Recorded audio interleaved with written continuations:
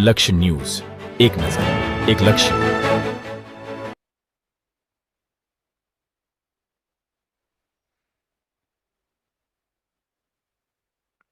વિશ્વ પ્રસિદ્ધ તરણેતરના મેળાનો આજથી પ્રારંભ। ચોટીલા ધારાસભ્ય શામજીભાઈ, જિલ્લા કલેક્ટર, જિલ્લા પોલીસ વડા, જિલ્લા વિકાસ અધિકારી સહિત મહાનુભાવો રહ્યા ઉપસ્થિત। પશુ પ્રદર્શન, ગ્રામીણ ઓલિમ્પિક તેમજ સાંસ્કૃતિક વારસાની રમતો મહાનુભાવોના હસ્તે ખુલ્લી મૂકવામાં આવી। આગામી 9 સપ્ટેમ્બર સુધી ચાલશે આ મેળો। લોક સંસ્કૃતિને ઉજાગર કરતો વિશ્વ પ્રસિદ્ધ તરણેતરનો મેળો। આજે ભાદરવા સુદ ત્રીજે આજથી વિશ્વ પ્રસિદ્ધ તરણેતરના મેળાનો શુભારંભ થયો છે, જે આગામી 9 સપ્ટેમ્બર સુધી ચાલશે।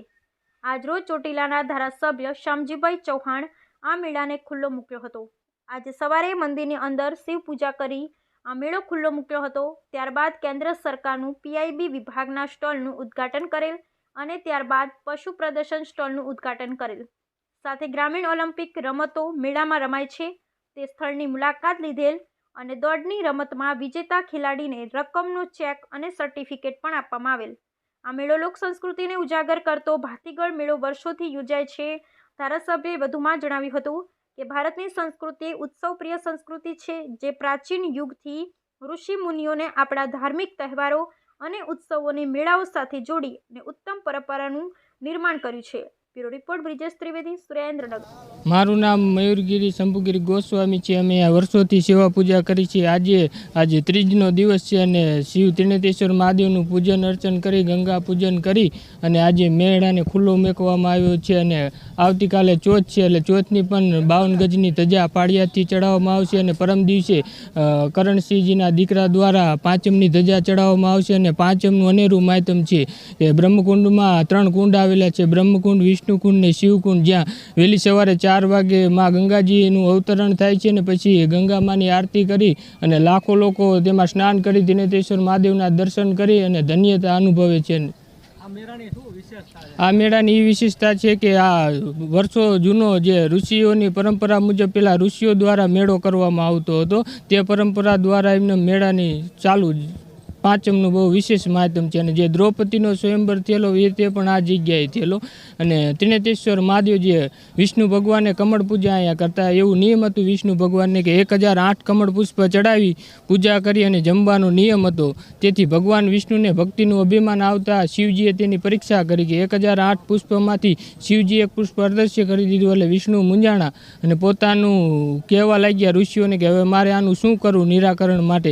ત્યારે ઋષિઓએ કીધું કે એક આપણી જમણું નેત્ર રહ્યું કમળ સ્વરૂપ ગણાય, તે શિવાલય ઉપર ચડાવી દો તો તમારી પૂજા પૂર્ણ કહેવાય। ત્યારે વિષ્ણુ ભગવાને પોતાનું જમણું નેત્ર શિવાલય ઉપર ચડાવ્યું અને ત્યારે શિવલિંગમાંથી ત્રિનેત્રેશ્વર મહાદેવ પ્રગટ થયા અને જે વિષ્ણુ ભગવાનનું નેત્ર હતું શિવે કપાળે લગાવ્યું, એ ઉપર ત્રિનેત્રેશ્વર મહાદેવ કહેવાણા।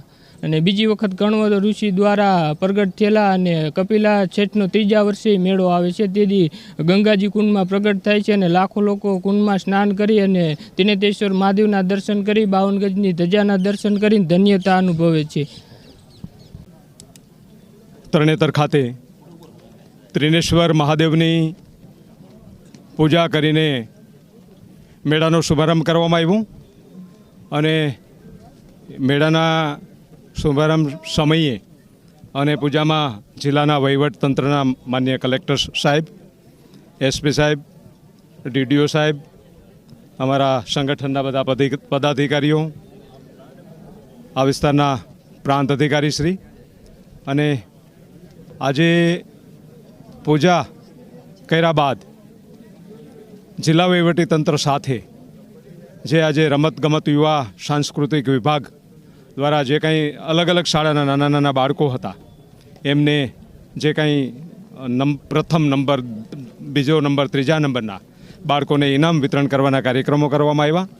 એ ઉપરાંત અત્યારે અહીંયા આપણી જૂની સાંસ્કૃતિક વિરાસત કે જે ઢોલક કહીએ, જે વાંસળી કહીએ, એ અલગ અલગ પ્રકારની સાંસ્કૃતિક વિરાસત જાળવણી રહે અને એ લુપ્ત ન થાય એના માટે જિલ્લાના આપણા રમતગમત યુવા સાંસ્કૃતિક વિભાગના અધિકારી શ્રીભાઈ ભરતભાઈ ગોહિલ અને એમની ટીમને હું અભિનંદન આપું છું।